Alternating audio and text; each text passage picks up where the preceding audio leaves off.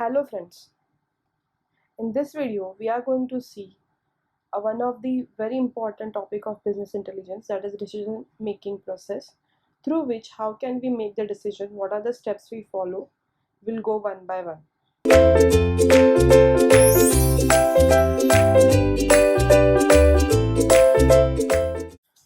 Firstly, we'll see what is decision making process is. The business decision making process is a step-by-step process allowing a professional to solve a problems by weighting evidence and examining the alternatives and choosing a path from their decisions. This defined process also provides an opportunity at the end to review whether the decision was right or not. That is, on the basis of that, we can make a decision and it is correct or not, that we can process using this. Next is the representation of a decision making process. So for that, we follow total 8 steps. We'll go one by one. So this is the exact flow chart which will explain you that what are the different representation of a decision making process we follow. So this is exact diagram of the 8th step which will follow one by one. Now the first step is identification of the purpose of the decision. In this step, the problem is thoroughly analyzed.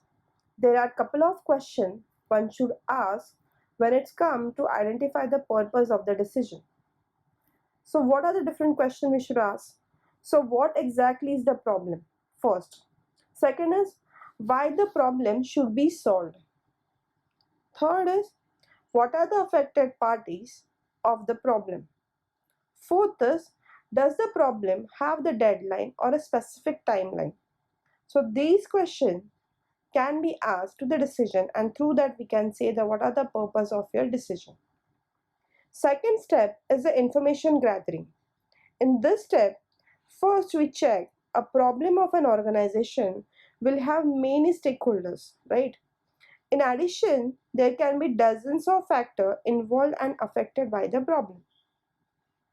In the process of solving the problem, you will have to gather as information related to the factors and the stakeholders involved in the problem. For the process of information gathering, tools such as check sheet can be effectively used. Third step is principle for judging the alternatives. In this step, the baseline criteria for judging the alternatives should be set up. When it comes to defining the criteria, organizational goals as well as the corporate culture should be taken into consideration.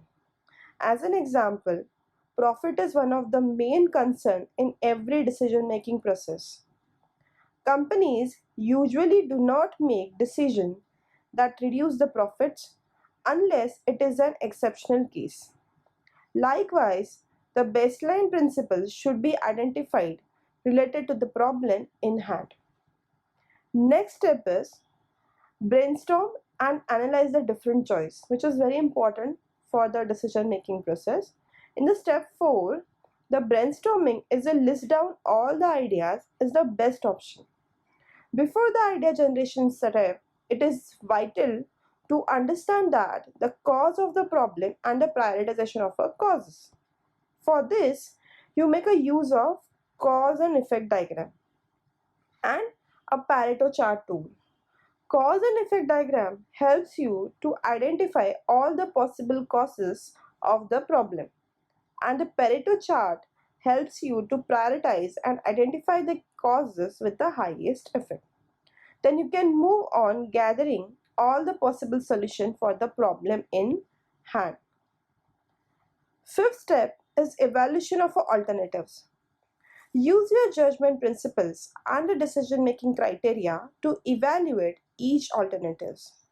In this step, experience and the effectiveness of the judgment principles come into play.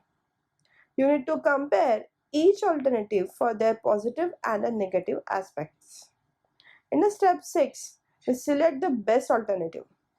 Once you go through from step 1 to step 5, this step becomes easy. In addition, the selection of the best alternative is an informed decision since you have already followed a methodology to derive and select the best alternatives. Step number 7. It execute the decision. Convert your decision into a plan or a sequence of activity. Execute your plan by yourself or with the help of subordinates. In a final step, that is step 8, we actually give the result. Evaluate the outcome of your decision. See whether there is anything you should learn and then correct in their future decision making. This is one of the best practice that will improve your decision making skills.